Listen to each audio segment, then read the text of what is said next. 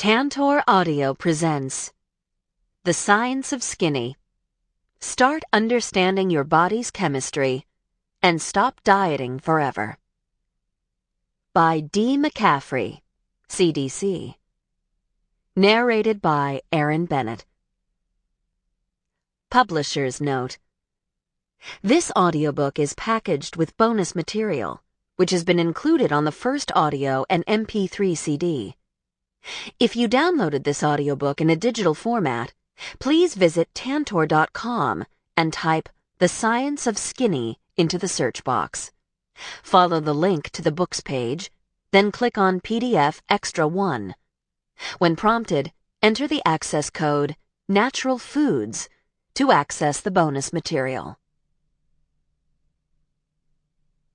Introduction. What moves individuals of genius, or rather what inspires their work, is not new ideas, but their obsession with the idea that what has already been said is still not enough. Eugène Delacroix. When I tell people that I repeatedly failed at dieting for the majority of my life, but eventually claimed victory over my lifelong battle with obesity, the first question I am asked is, "What did you do?" Most expect me to name a popular diet program or weight loss surgical procedure, but the answer is deeply personal and intrinsically richer than expected. While studying chemistry in college, I was literally brought to my knees by a savage awareness that processed foods were killing me. At age 30, carrying 210 pounds on my 4-foot 10-inch petite body frame, I was invited to make a change. By disposing of my diet mentality and reaching beyond the conventional approaches to nutrition, I developed a way of eating for life that gave me a freedom with food I had never experienced before. One bite at a time, I studiously removed processed foods from my life and replaced them with the real foods our body is designed to eat. Within 13 months of making that fateful change, I lost 100 pounds and have kept them off for 20 years and counting. Along the way, I discovered a passion. While climbing the industry ladder in my chemistry profession, I spent nearly all of my off time sharing my weight loss experience with others, explaining the relationship between food and health, and teaching them how to shop and prepare healthful meals for themselves and their families.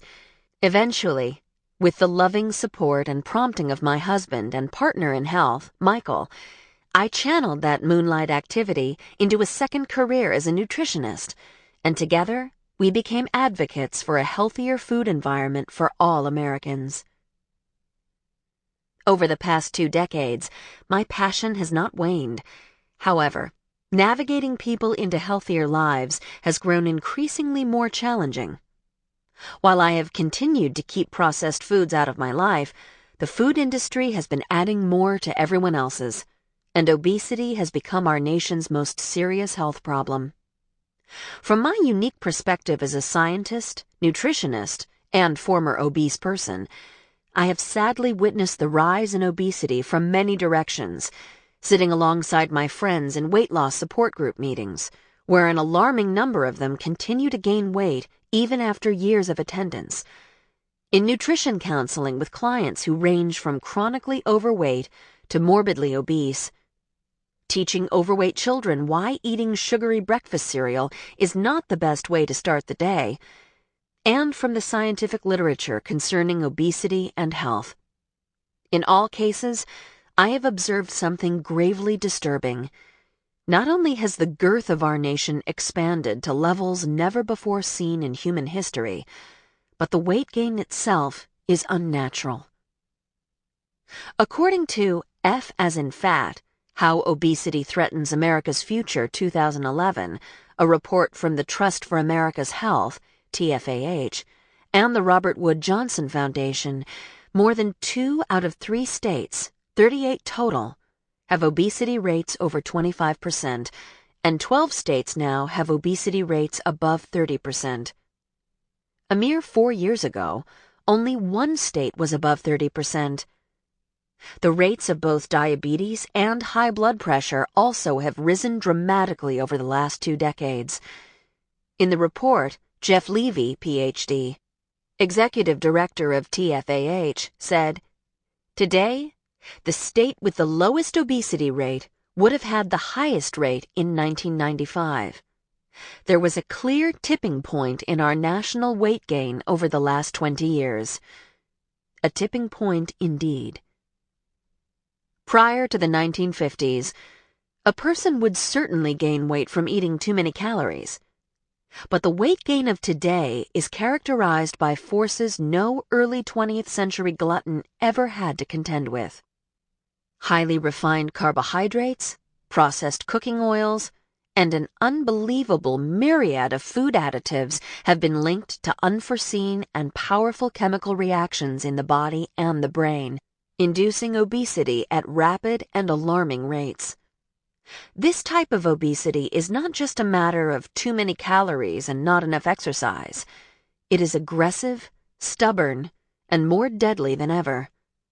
Its complications are many, and most of its causes are the result of food chemistry gone mad.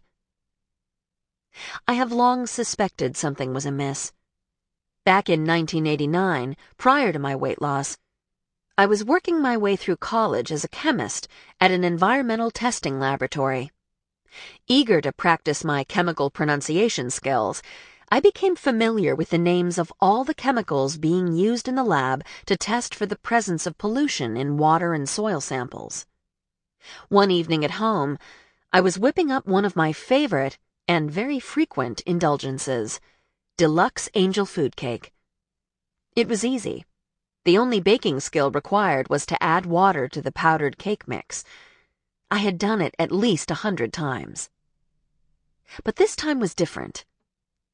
For reasons unbeknownst to me, my eyes were drawn to the small print on the side of the box where the ingredients were listed. Mind you, in 1989, reading ingredient lists was not a common practice, and especially not mine. As I read through the list, skimming past the sugar and flour, my eyes fell upon 3 words I never expected to see in my angel food cake: sodium lauryl sulfate. Sodium lauryl sulfate? Isn't that what we use in our tests at the lab? My suspicions were confirmed when I returned to work the next day.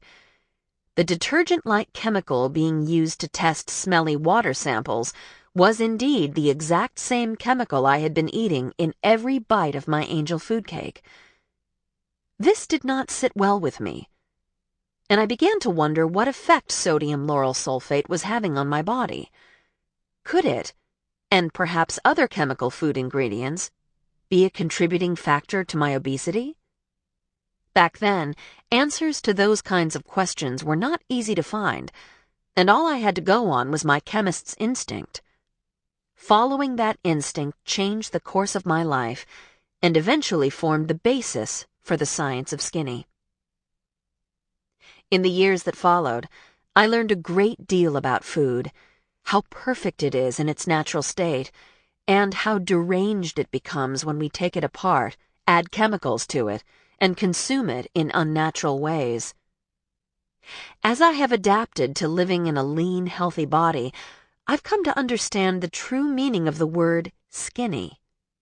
The dictionary's definition, very lean or thin, and our culture's shallow application of the word, skinny lattes and skinny jeans, does not apply here. Being lean or thin does not always mean that a person is healthy. We all know lean and thin people who are very unhealthy. However, it is undeniably true that when people are optimally healthy and free of disease, they will always be blessed with a thin body. Therefore, because weight loss should be thought of as a path to overall wellness, I've elevated the status of the word and given it a whole new meaning: optimal health. As you listen to this book, keep that definition in mind every time you hear the word skinny. By now, you've realized that The Science of Skinny is not a diet book. In fact, it was first published under the title Plan D, the amazing anti-diet. Nor is it a last resort for those like myself who have struggled with their weight for a long time.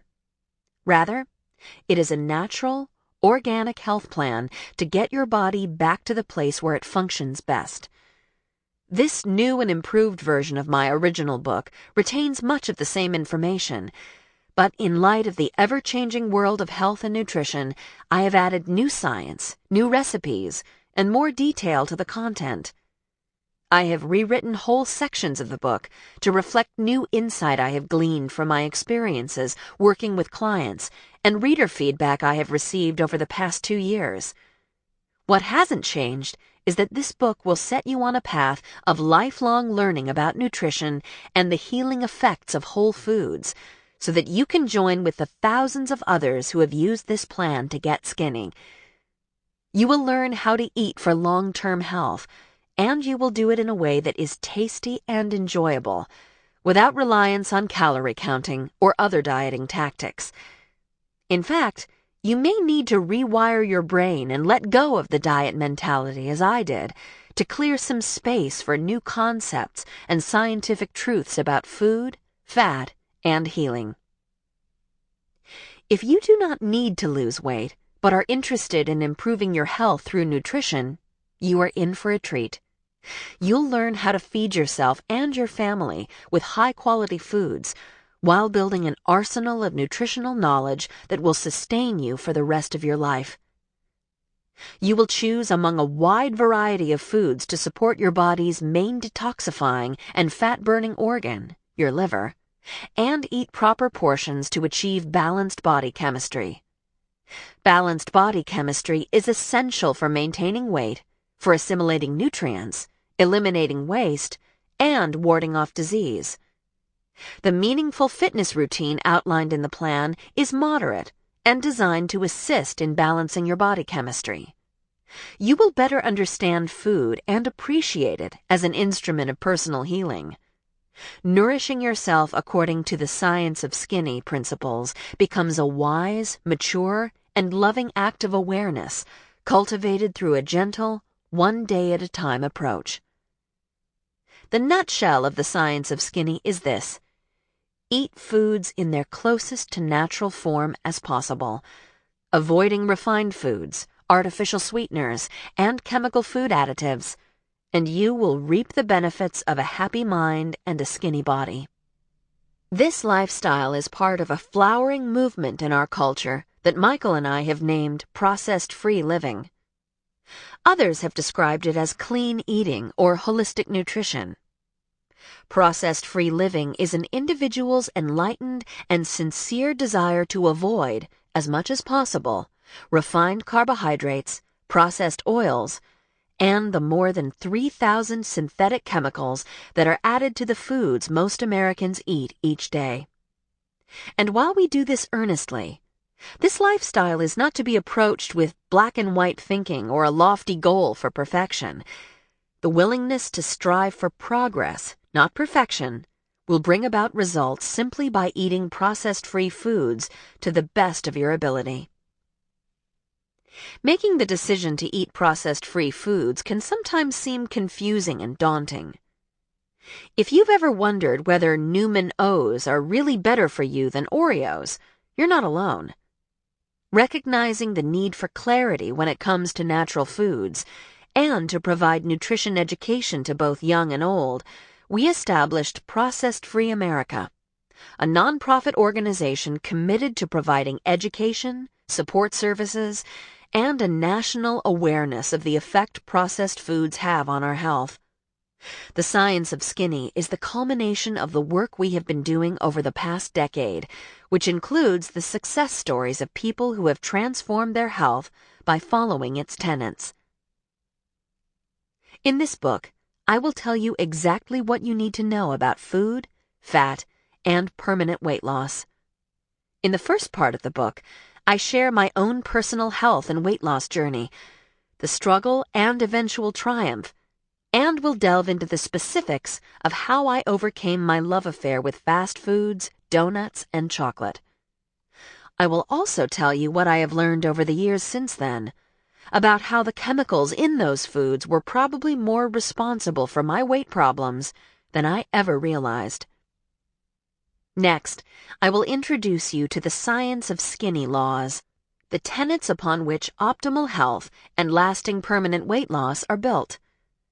I will explain to you why sugar, flour, and canola oil should be banned from your kitchen, and how the right combination of foods can work wonders for your metabolism. You will learn a great deal of science, in layman's terms, as I draw upon my chemistry background to illustrate and emphasize the importance of eating foods in their closest to natural form. Many nutritional myths will be debunked. You'll understand why coconut oil is not the dietary demon it was made out to be, and why it's taking back its crown as the king of healthy oils. I'll explain why the National Academy of Sciences has declared that there is no safe amount of trans fat, and that if there is one thing you do to improve your health, it is to eliminate this devastating artificial oil from your life. Next, the specifics of the processed-free plan for balanced eating and living are outlined in detail, including all of the scientifically proven skinny superfoods and supplements. I have also made sure to include information for children and vegetarians. For those who need structure when it comes to eating, portion guidelines and menus, and a list of approved processed-free food products can be found in the PDF companion to this audiobook. Also available in your PDF companion are many of my special recipes, as well as tips on how to modify your favorite recipes into skinny cuisine. You'll learn that staying skinny is doable in restaurants if you're choosy and ask the right questions, and that dining while traveling or staying in others' homes is easier than you think. I also provide you with information about support groups in your area should you decide to join with like-minded individuals who desire to eat processed-free. Finally, after listening to this book, you may find yourself inspired to make a difference in the lives of others by sharing what you've learned. You may also want to do what you can to stop the proliferation of harmful additives in the food supply. In this last section, I provide information about how to join with me in the crusade for a healthier food environment. Throughout the writing and researching for this book, I made many handwritten notes to keep my thoughts in order. Writing out Science of Skinny over and over again became laborious, so one day I jotted down SOS. As soon as it went on the paper, it dawned on me that this book may just be the answer to a distress call. As you keep listening, you will find that to save your ship, you need to do nothing more than approach eating as intelligently as the foods themselves have been designed by nature. If you have intuitively turned to nutrition as a means to better health, if you want to understand how and why foods affect us, and if you want to learn more about the role of food in the human story, then this book may become very important to you. Let it be the lifeline that leads you out of the murky processed food waters into a vibrant new life. Part 1. The Science. Chapter 1. From junk food junkie to natural food expert, 20 years of sustained weight loss. The most beautiful experience we can have is the mysterious. Albert Einstein. I want to share my story with you. Some of it may mirror your own. Some of it may seem familiar for other reasons. What I want you to know is that, no matter what is in your past or family history, you are not destined to be unhealthy or overweight. If anyone was a candidate for that, I'm certainly the poster child. My family history suggests I was a likely candidate for obesity and early death. Diabetes is rampant on my mother's side, heart disease on my father's side. My maternal grandmother weighed 300 pounds when she passed away. My other grandmother suffered a sudden, fatal stroke at the age of 52. Current genetic theory would suggest the odds of escaping degenerative disease and maintaining a healthy body weight throughout my lifetime were stacked against me from my very first breath. The oldest of three, I was born in San Francisco, California, in the summer of 1961 to working-class parents of Irish and Mexican-American descent. We ate like every other American family during the 1960s: meat, potatoes, white bread, white rice, and canned vegetables. Although Popeye was among my favorite cartoon personalities, I was not able to stomach canned spinach with the vigor that he did. In fact, most vegetables made their way into my napkin, to be stashed in the garbage when my mother wasn't looking.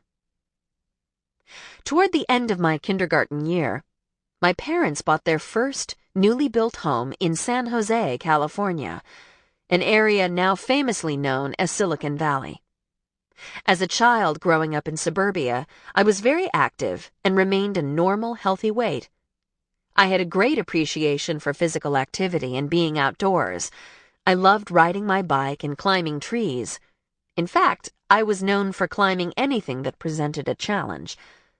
The wooded creek bed running behind our neighborhood provided me with many hours of solitary walks when I would lose myself in daydreams and songs. From healthy, active child to compulsive eater. I openly admit that I am a recovered compulsive eater, a condition characterized by a compulsion to eat when not hungry or frequent episodes of uncontrolled quantity eating. My first recollection of compulsive eating is when I was 5 years old. I stole a Tootsie Pop from the corner store. Like most mothers, mine had an eagle eye for anything out of the ordinary. So before I was able to tally how many licks it takes to get to the center of a Tootsie Pop, she marched me down the street to apologize to the storekeeper for stealing his inventory. The memory of that confession marks a turning point in my story. At the age of 5, I was already sneaking and stealing food and hiding to eat it.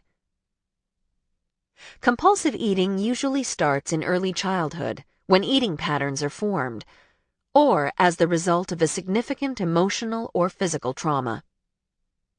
In either circumstance, most people who become compulsive eaters have never learned the proper way to deal with stressful situations and instead use food as a coping mechanism. And so it was with me. My parents had a stormy marriage, and as a result, at around the age of 9, I lost my desire for outdoor activity. Rather than playing outside with my friends after school, I preferred to be alone and kept most of my feelings to myself. I began eating more food than I needed as a way of avoiding feelings and conflict, to comfort my fears and to suppress my anger at a situation over which I had no control. I remember sneaking slices of bread and hiding in my room to eat them. My sister and I hid chunks of salami in our kitchen cupboard and snuck bites when Mom wasn't looking. I stole change from my mother's purse and secretly bought candy when we went to the grocery store. At family celebrations and holidays, I gorged on all the goodies without inhibition. My parents' inevitable divorce became final when I was 11, the age, which photos reveal, I was officially overweight. My mother did her best to provide a stable home and balanced meals, but at every opportunity I overate. Eating made me forget about the emptiness I felt when my father left, and unconsciously, food became my principal source of happiness. As my weight crept up, I became self-conscious of my body. As early as 5th grade, I refused to wear dresses to school because I didn't want the other kids to make fun of my fat legs. In junior high, one of my friends described my legs as logs with kneecaps, a phrase that took up permanent residence in my memory. In high school, I joined the tennis team to increase my physical activity, but despite my good skills and enjoyment of the sport, I continued to gain weight. Other activities, such as singing in the choir and performing in musicals, brought intermittent joy into my otherwise troubled existence, but I never felt that I truly fit in anywhere. Those were especially painful years, as I became increasingly aware of what I was missing out on because I was fat. Secretly, I longed to be popular, but the shame of being overweight repressed me, so I related more to food and books than to my peers. I compensated by excelling in my classes, convincing myself that I didn't need friends. Food was my best and most reliable friend. I could always count on food to make me feel better, but I was never happy about being fat. Without my dad's income, our family economics sharply declined. Fortunately, my mother knew how to stretch a dollar, especially when it came to food. Often working 2 or 3 jobs to make ends meet, Mom fed us by shopping at the discount grocery store, and on a few bleak occasions we ate from donated food boxes. I learned to cook the basics, such as rice, hamburger, and spaghetti with sauce mix from a packet. Boxed pizza mixes, the kind that came with a can of pizza sauce and the just add water dough mix, boxed mac and cheese, canned vegetables, and an assortment of other processed foods were also part of my early culinary repertoire. To her credit, Mom drew the line at most snack foods and overtly unhealthy stuff. She did not regularly buy the sodas, sugary cereals, chips, cookies, or other treats that were staples in the homes of our neighborhood friends. Those were saved for special occasions or when we had extra money. Our staple snack was popcorn, which Mom herself popped in a large pot on the stovetop. We used the fresh peaches from the trees in our backyard to make pies and jams, and baked our own cookies and cakes from scratch, using good old white sugar and white flour. As was the norm back then, eating at fast food establishments was a rare but welcome treat. Natural foods not for me. During the mid-1970s, my mom developed an interest in natural foods, making a valiant effort to overhaul our processed foods diet. We started shopping at the health food store, where the tie-dye clad clerk's name was Sunshine, and most of the food was fresh or in bulk bins. Aside from a natural candy bar called Gypsy Boots, made of dates, carob, and shaved coconut, my siblings and I didn't take well to healthy sweets made with raw honey. Nor could we sanction any meal that included brown rice, whole wheat pizza crust, or anything whole wheat for that matter, granola, tofu, and, heaven forbid, raw vegetables. Ugh. Our taste buds were dedicated to hot dogs, spaghetti, and white bread. The experiment failed miserably. Mom gave in, and we went back to eating the way we were accustomed. We did make one permanent change. We switched to brown bread, white bread with a smattering of whole wheat flour in it, so that it wasn't completely white. We could tolerate that, but at any opportunity outside the home, I chose white bread. I now know that I was addicted to it, and that addiction continued to rage into my adult years. Blame it on the hippies, blame it on the times, whatever the catalyst, my mom changed after the divorce. Part of the experimentation with natural foods came from information she gleaned through her study of natural health and spirituality. Mom began reading to us at bedtime from the Bible and taught us to pray, not for worldly things, but for peace and comfort in our lives. She started using herbal remedies and foods as medicine for aches, pains, and colds. As the eldest of my siblings, I took a great interest in the information. As a teenager, I did not have much use for such things. As an adult, however, the prayers and remedies my mother passed on to me became invaluable tools that were instrumental in helping me overcome my life's greatest challenge. When I was 16, a move to the other side of town required me to change high schools in the middle of my junior year. Shortly afterward, because of a series of unfortunate events, we were homeless. We lived in shelters for 6 months before my mom was able to get herself back on her feet and move us into our own place. My compulsive eating behaviors rapidly progressed during that year. A part-time job at a Dairy Queen provided... Sample complete. Ready to continue?